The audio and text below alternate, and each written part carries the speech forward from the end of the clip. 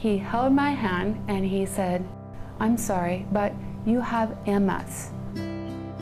MS is a chronic neurological disease. It's a pretty nasty disease. And it's unpredictable. I would gain some ground and then I would lose a little bit. You essentially get short circuits. It's scarier for some people than others. It affects the sensory nervous system, primarily the visual system. It was hard to focus, almost like as if you would put your hand in front of your eye. Paralysis is common. I had numbness in my arm and my face. Some people require assistive devices like a cane or crutches or even a wheelchair. I went paralyzed for 3 or 4 weeks. And no solutions for that. It's horribly unfair.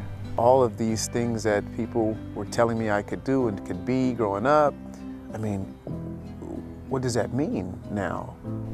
What do I do? I was diagnosed when I was 23. I was an airborne ranger in the Army. Was told that I had MS by a doctor at the military hospital there, and that was pretty terrifying. It's a disease that generally doesn't kill people, so you live in a compromised state.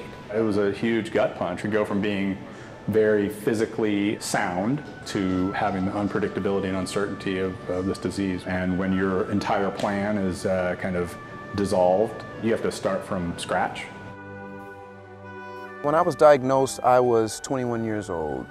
I was a senior in college and started experiencing a few symptoms like numbing sensations in my left hand.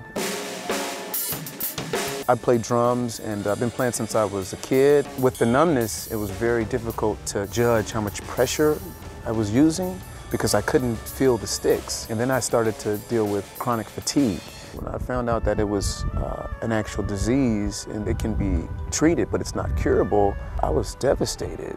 It was very scary. I saw people walking with canes and walkers, and I'm like, wow, that could be me.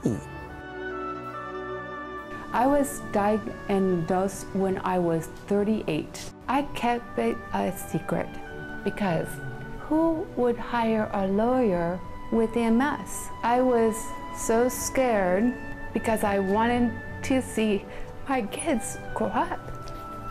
And so I was determined to think about only getting well.